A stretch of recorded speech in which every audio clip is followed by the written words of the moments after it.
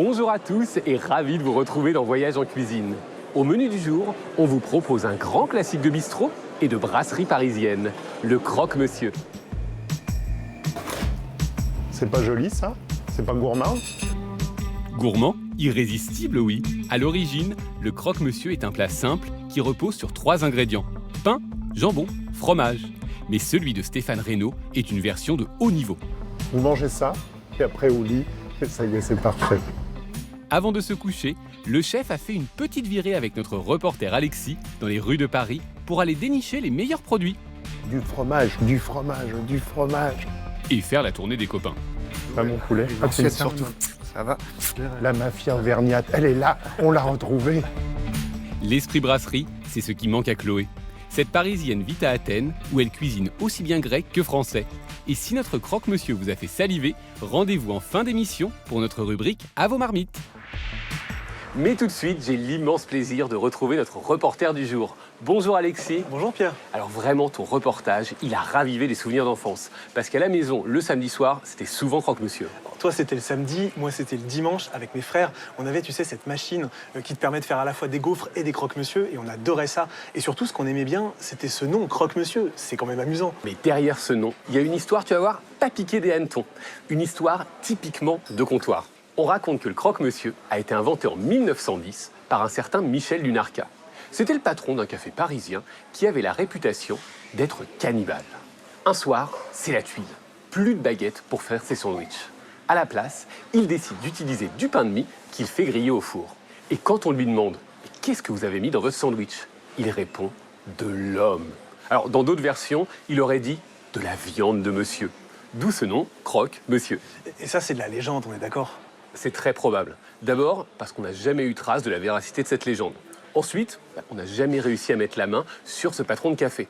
Et enfin, c'est que la recette du croque-monsieur, elle apparaît dans la presse française à la fin du 19e siècle, soit 20 ans avant la prétendue légende sur un soi-disant cannibale, etc., etc. Et en tout cas, ce qui est sûr, c'est que le croque-monsieur, c'est vraiment le plat de brasserie. C'est le plat de bistrot. Et d'ailleurs, puisqu'on en est à parler de l'origine des noms, il y a un doute aussi sur le mot bistrot. À Paris, on aime bien raconter que ça viendrait des Russes, parce qu'en russe, bistra, ça veut dire vite. Alors, sur cette question, il y a plusieurs théories qui s'affrontent. La première, c'est celle des Russes, et elle remonte à 1814. Cette année-là, les troupes du tsar Alexandre Ier entrent dans Paris. Les soldats cosaques auraient alors tapé du poing sur les tables des estaminets en disant « Vuistra, vuistra, vite, vite, pour être servi, fissa ». Bon, le problème avec cette histoire, c'est qu'en France, on s'est mis à utiliser le mot bistrot pour parler d'un débit de boisson qu'à partir de 1884. Ça veut dire qu'on aurait ressorti ce mot du chapeau comme ça 70 ans après? Ouais, c'est vrai que ça paraît quand même un petit peu bizarre. Ce qui fait dire à certains que les Russes n'y seraient absolument pour rien dans nos bistrots parisiens. Autre histoire donc, bistrot pourrait dériver d'un mot du patois poitevin qui désigne un marchand de vin. Mais bistrot, il pourrait aussi venir de la bistouille. La bistouille, c'est un café arrosé d'eau de vie qu'on boit dans le nord de la France. Mais nous, c'est à Paris qu'Alexis nous amène à la rencontre d'un chef avec qui, vous allez le voir, il a tout de suite sympathisé.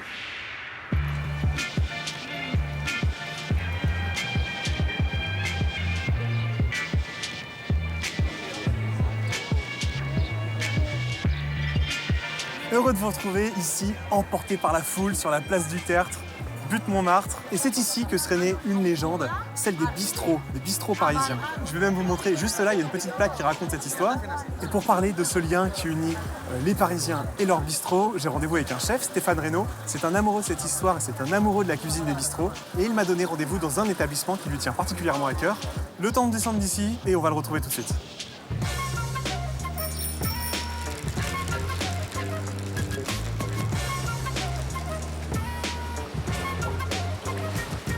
Tu vas bien? Ouais, et toi? Oui, ça va. On est dans un bistrot qui s'appelle le Sauvignon. Pourquoi j'ai voulu être là? La première fois que je suis venu à Paris, je dois avoir 13 ans. Je me souviens être assis ici et je me suis dit, waouh, il se passe un truc ici et ça m'a donné envie de faire ce métier-là. Donc c'est pour ça que je tenais à ce qu'on prenne un café ce matin ici. Bonjour. Je veux bien un double monsieur, s'il vous plaît. La même chose pour moi, s'il vous plaît. C'est un petit bistrot qui ne paye pas de mine, mais qui a une âme. C'est habité.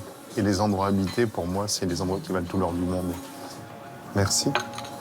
Au fait, c'est ça aussi le bistrot. Prendre ton café le matin à 8 h, tu vas venir déjeuner à midi, Tu vas venir prendre ton goûter à 16h. Enfin, tu vois le goûter auquel je pense. Prendre l'apéro à 19h. Puis à 23h, tu repars d'ici. En fait, tu peux faire une journée complète sans bouger, mais en vivant plein de moments différents. Quelle est la place du croque-monsieur dans la gastronomie française? Le croque-monsieur, c'est vraiment le plat, si tu veux, nourricier. C'est-à-dire que tu as peu de temps pour aller manger. Tu dis que tu as envie de manger chaud. Tu vas au bistrot. Tu te prends un croque-monsieur. En 10 minutes, normalement, c'est servi. En 20 minutes, tu peux avoir bu ton café. Mais ce qui m'intéresse, moi, c'est de faire. Donc, on va aller chercher chez des bons faiseurs. Regarde ça, comme je suis équipé. Merci. On va aller chercher chez Marie Quatrom du superbe comté. Et chez Édouard Bras, il a cette institution de Montparnasse qui s'appelle le Dôme. À côté, il a la boulangerie du Dôme. Et c'est lui qui me fournit en pain aujourd'hui.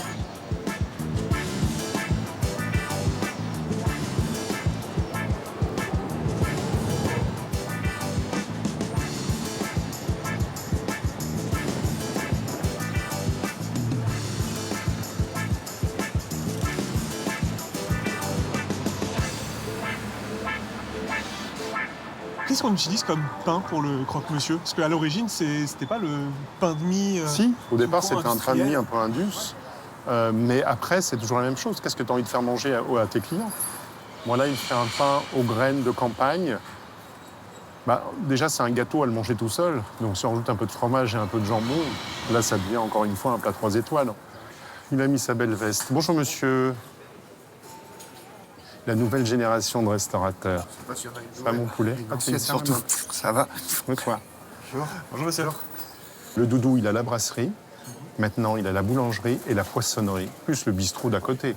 Enfin, c'est un empire, c'est les Auvergnats, la mafia auvergnate. Elle est là, on l'a retrouvée.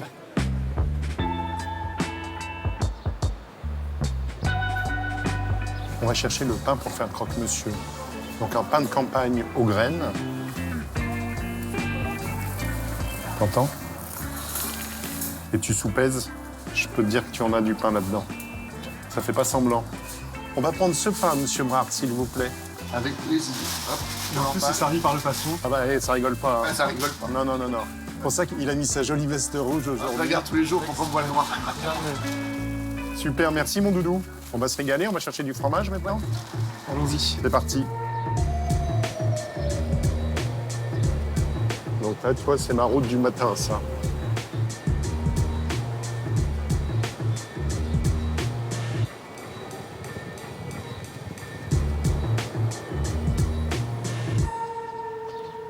Du fromage, du fromage, du fromage. Bonjour. Donc, comme j'ai vu avec Geoffroy, vous achetez du fromage, Bien sûr, du comté. oui. On a un comté été 2021, donc on est sur un plus de 40 mois. Hein, là, c'est vraiment le plus affiné qu'on aura. Hein, voilà. Donc on va couper une pointe. Et là, vraiment, on voit la qualité d'un comté. Effectivement, on voit donc une pâte extrêmement régulière. Ce côté très beurré, on le sent. Hein, donc c'est un comté qui a pris de l'âge, mais qui n'est pas devenu sec, qui ne va pas non plus avoir d'excès de sel. Hein, ça se voit. Ces petits cristaux, ces petites calcifications qui montrent que notre comté a très très bien vieilli. Voilà. Allez, bonne dégustation. Merci. En termes de texture, vous allez vraiment avoir cette texture qui est très beurrée, très agréable, un comté qui reste souple et en même temps qui a la puissance, mais dans la délicatesse. On n'est pas... Ouais, c'est pas d'acide, c'est pas salé, c'est hyper équilibré. Tu vois, quand on goûte ça, on se demande à quoi ça sert les bonbons. Super, merci. On va prendre une tranche du coup. Hein. Oui, bien sûr. Managral, en effet. Pour faire un bon plat, il faut des bons produits. Et quand tu fais un plat simple, tu prends des produits d'exception, ce plat simple va devenir un plat d'exception. Let's go. Et donc là, la suite du programme, c'est quoi? Eh ben, on va les faire manger. Parce qu'on a un truc à faire, c'est un croque-monsieur. Et ça, j'y tiens. On a un pain de rêve, on a un fromage de rêve, et puis on a du jambon de Prince de Paris. Je vais vous montrer une fois sur place. Donc on va se régaler.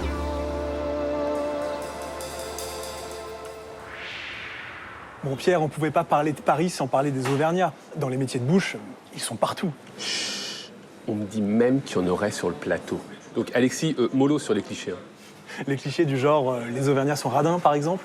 Eh bien, figure-toi qu'une très bonne amie à moi, auvergnate de son état, elle dit toujours on n'est pas radin, on est économe. Ça va alors. Mais trêve de plaisanterie. Ce cliché, il repose sur une vérité historique, puisque c'est le sens de l'économie et le travail qui ont fait la fortune des Auvergnats à Paris. Leur aventure, elle commence au 19e siècle, quand ils débarquent massivement dans la capitale grâce au chemin de fer. Et ils ne sont pas tous originaires de l'Auvergne au sens strictement géographique du terme. On parle d'Auvergnat pour désigner tous ceux qui viennent du Massif central, donc du Cantal, de la Haute-Loire, du Puy-de-Dôme, de l'Allier, mais aussi de l'Aveyron, de la Lozère ou de la Corrèze. Ces immigrés de l'intérieur sont pour la plupart de jeunes hommes célibataires qui quittent leur région pour fuir les crises agricoles et donc trouver un meilleur avenir à Paris. Et à Paris, on les appelle les bougnats. Ça viendra du patois charbougnat, charbonnier, parce qu'en fait, quand ils sont arrivés à Paris, c'est là-dedans qu'ils se sont spécialisés, dans le charbon. Oui, et ces bougnats, il faut se les représenter. C'est-à-dire que tous les matins, ils chargeaient le charbon sur des charrettes et ensuite, ils portaient les sacs de combustible directement sur leur dos, parfois au 6e étage des immeubles. Et à cette époque-là, il n'y a pas d'ascenseur, hein. Ils livraient aussi le bois et l'eau. Ça, c'était avant l'eau et le gaz à tous les étages. Pendant qu'ils faisaient leur tournée, leurs femmes prenaient les commandes au comptoir de ce qu'on appelait alors les cafés charbon. Et pour faire patienter les clients, elles servaient un petit café. Puis le petit café est devenu un petit verre de vin. Ces établissements, c'était tout simplement les bistrots du coin. Et petit à petit, les Auvergnats ont conquis un peu tous les secteurs de la restauration. Aujourd'hui, on dit qu'une brasserie sur 3 serait encore tenue par des Auvergnats. C'est pour ça qu'on parle un peu de mafia, enfin c'est ce que le chef dit, un peu sur le ton de la blague, parce que les Auvergnats n'aiment pas qu'on dise ça. Alors on dit mafia parce que derrière, il y avait un réseau très organisé. Certains prêteurs étaient auvergnats et confiaient de l'argent à des bougnats qui avaient de l'ambition. Grâce à ces prêts et à leur légendaire sens de l'économie, un sou est un sou, comme on dit dans le pays. Des bougnats ont pu racheter des brasseries emblématiques du quartier de Montparnasse ou du quartier de Saint-Germain-des-Prés. C'est le cas par exemple de la brasserie Lippe ou aussi du café de Flore. Tenez, petite devinette, à votre avis, quelle est l'origine de notre chef du jour? Eh bien, c'est ce qu'on va voir tout de suite.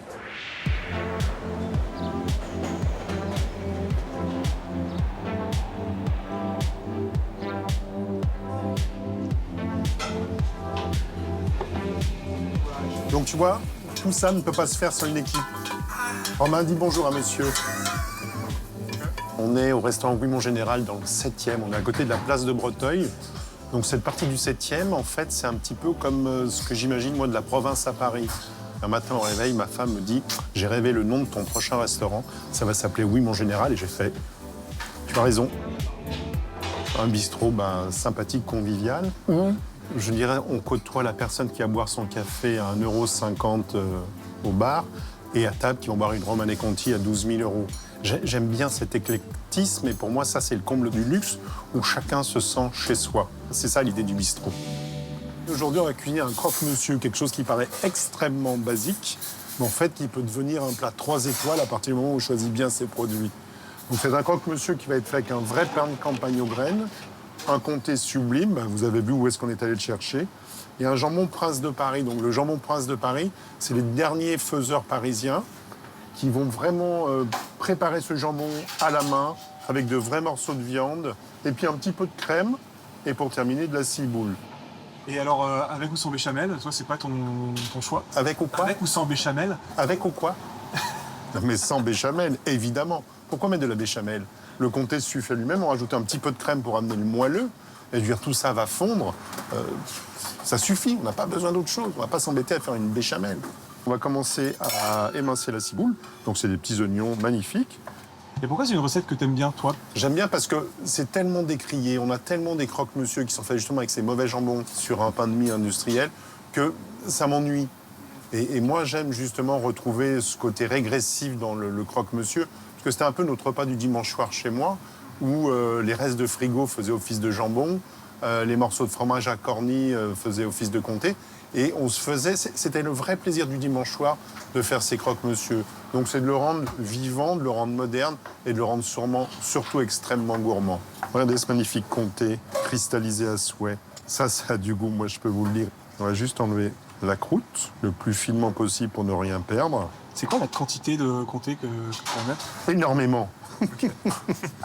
Non, après, c'est une question de goût. Une fois que vos tranches de pain sont couvertes, la quantité est respectée. Donc, le jambon, on voit les beaux morceaux de viande. Voilà, donc là, je vais juste enlever la couenne.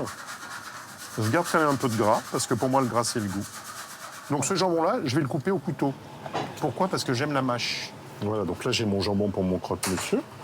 On va maintenant hacher le comté.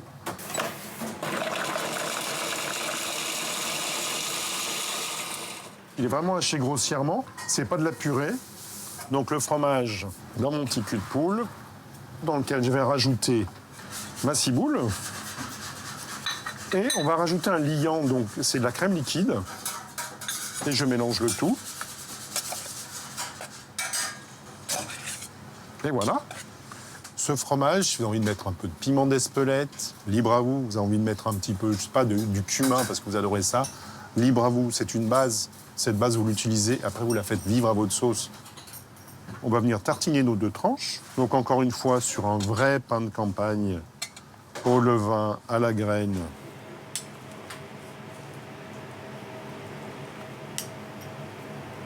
Alors, je récupère mon jambon. Je vais venir le mettre sur une des 2 tranches. Voilà, donc on est vraiment sur quelque chose d'extrêmement généreux. Et je viens recouvrir. Oui, c'est compliqué comme recette, non? Effectivement. Au four, je vous redis 180 degrés, il faut compter 10 minutes à peu près, 10-15 minutes.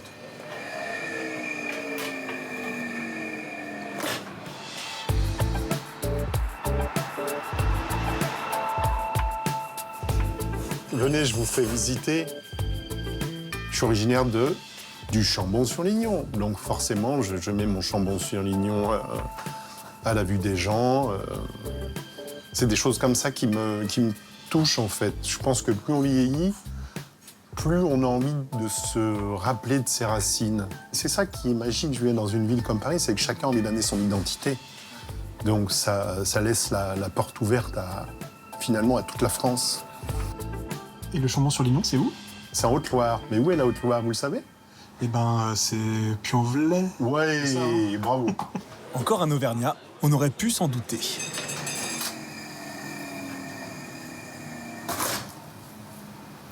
C'est pas joli, ça? Ah, c'est magnifique. C'est pas gourmand? C'est des plats, même quand on n'a pas faim, on a envie de les manger. C'est ça qui est chouette.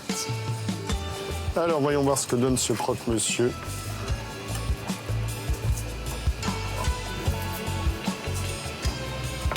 Donc, je vais rajouter ma salade de pommes de terre, un petit peu de salade verte.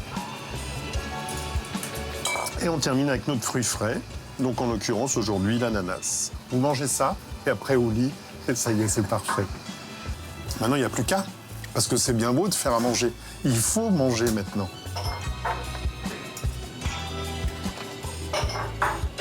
Allez, bon appétit.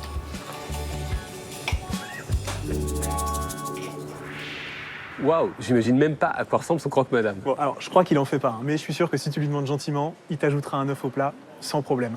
Mais par contre, quelque chose qui ne changera pas chez lui, c'est le pain. Il refuse totalement d'utiliser le pain de mie industriel. C'est vraiment pas son truc. Mais ce pain de mie industriel, on va pas se mentir, il n'a pas très bonne réputation. Il est plus chargé en gluten, en gras, en sucre et en sel qu'un pain artisanal. C'est la raison pour laquelle les enfants notamment l'adorent. Mais comme en France, on est au royaume du pain frais, certains d'entre nous ne jurent que par la baguette ou le pain de campagne.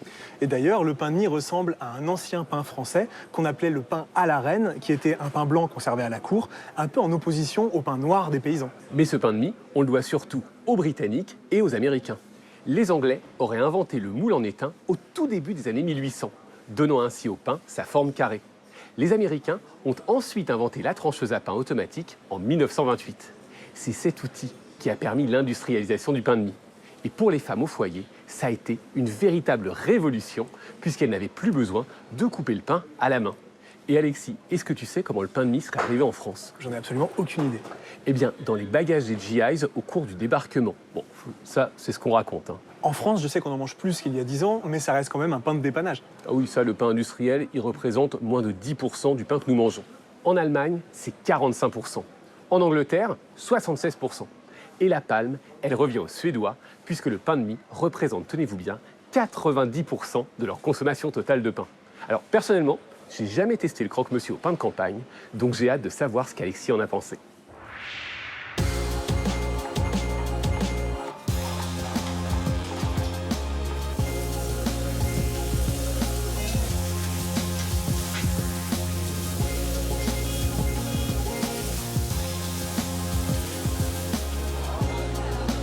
Les menus enfants. Ah, c'est donc. Voilà, donc c'est gluten-free. Hein. Vous pouvez m'expliquer ce que vous avez commandé là alors? C'est un croque-monsieur végétarien. Donc à l'intérieur, c'est du fromage de chèvre, des pommes et des noix. C'est beaucoup d'amour, je pense. Et de beurre, peut-être. Pour moi, c'est hyper nostalgique comme plat. C'est un peu le truc que tu fais à la maison avec tes parents. La première recette que on te laisse faire. Ouais, à la maison, c'était le pain de mie avec du jambon. J'avoue, la petite technique, c'était parce que moi, je fais pas de béchamel, c'était mettre le gruyère râpé dans du lait pour que ce soit pas trop sec, le pain. Donc voilà, là je suis installé, le chef il m'a mis bien mon petit croque-monsieur jambon, mon petit ballon de rouge. Il n'y a plus qu'à goûter tout ça.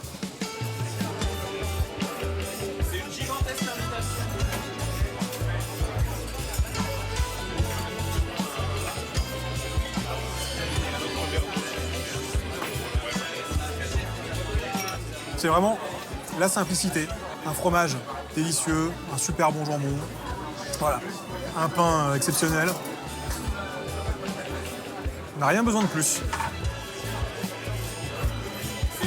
Très bien, t'as tout ce qu'il te faut. Ah, parfait. Je viens t'embêter. Bah, pas du tout, j'étais en train d'expliquer que c'était incroyable. Bon, maintenant, Voilà.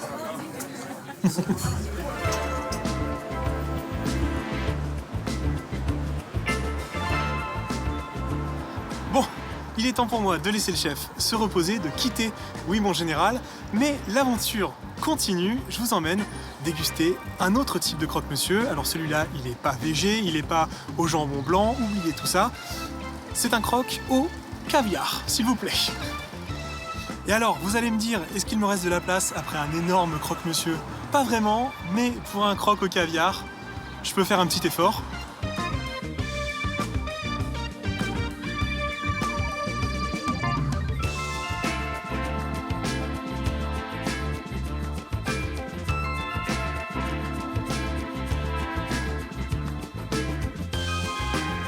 Et voici le croque-monsieur au caviar.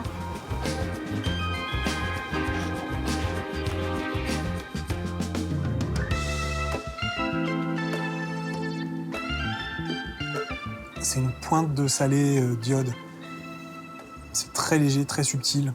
Et en fait, le salé du caviar, il est compensé par le fondant de la mozza et de la feuille de caviar. Alors, c'est très fin. C'est mousseux. C'est délicieux. Je pense à vous. Même si en matière de croque-monsieur, le raffinement a du bon, je dois avouer que la générosité du croque de Stéphane Reynaud ne m'a pas laissé insensible. Finalement, l'idéal reste de pouvoir découvrir les deux. La prochaine fois juste, j'éviterai de faire ça le même jour. Quitter le bistrot pour la taverne, c'est le pari qu'a fait Chloé. Cette Parisienne a choisi d'aller vivre à Athènes, troquant le beurre contre l'huile d'olive.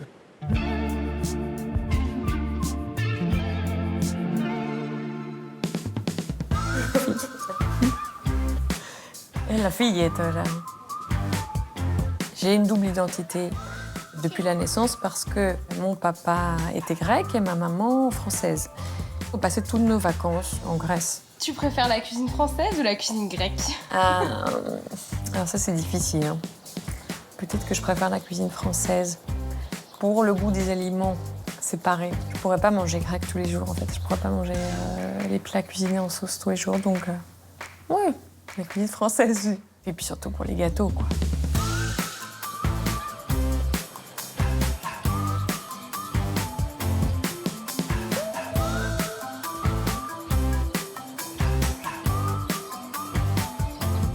Alors la cuisine parisienne, ça m'évoque, j'aurais tendance à dire la cuisine de bistrot.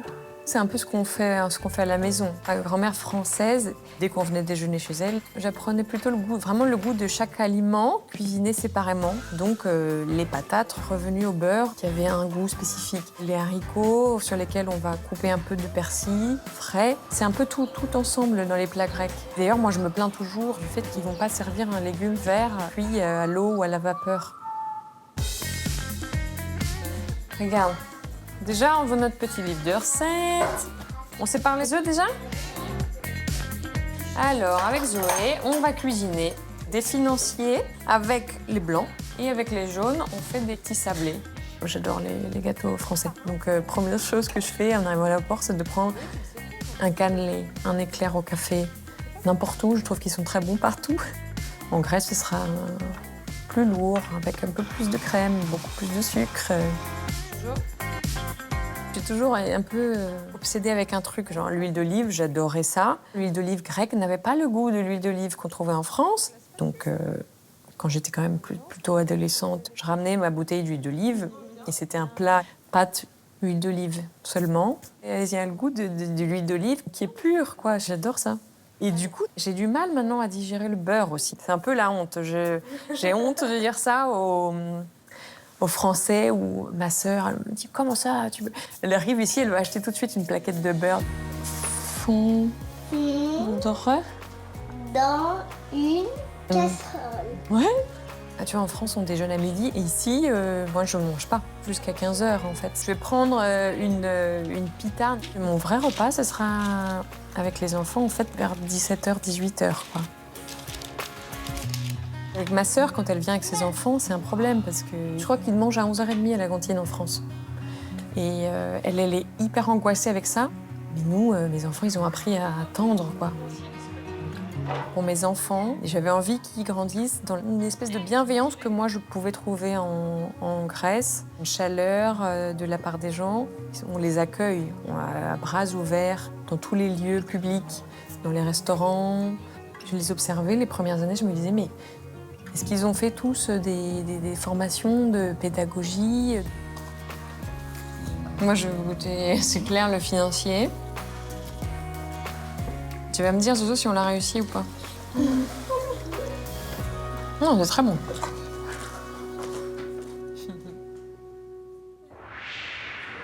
C'est l'heure des confidences. Vous êtes plutôt croque-madame, croque-monsieur? Si votre cœur balance, pas d'inquiétude, on vous apprend à faire les deux. À vos marmites, c'est tout de suite.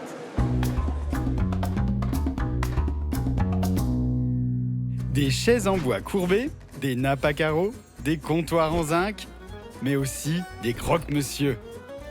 Pas de doute, vous êtes dans un bistrot parisien. Pour transformer votre cuisine en troquet, on a la recette qu'il vous faut. Préparer 4 croque-monsieur nécessite 8 tranches de pain de campagne ou de pain de mie, 200 g de comté, entier ou déjà râpé, 4 tranches de jambon blanc, de la ciboule et de la crème liquide. Si vous voulez le transformer en croque-madame, achetez également 4 œufs. Commencez par le comté. Enlevez les croûtes et râpez-le. Émincez ensuite la ciboule. Puis dans un récipient, ajoutez-la au fromage. Pour lier l'ensemble, mélangez avec la crème fraîche. Tartinez les tranches de pain avec cette composition. Posez dessus le jambon et refermez avec une seconde tranche le fromage et les herbes sur le haut. Enfournez 10 minutes à 180 degrés. Si vous souhaitez un croque-madame, il vous suffit de cuire un œuf au plat et de le poser sur la tranche supérieure. Asseyez-vous en terrasse et dégustez en observant les badauds.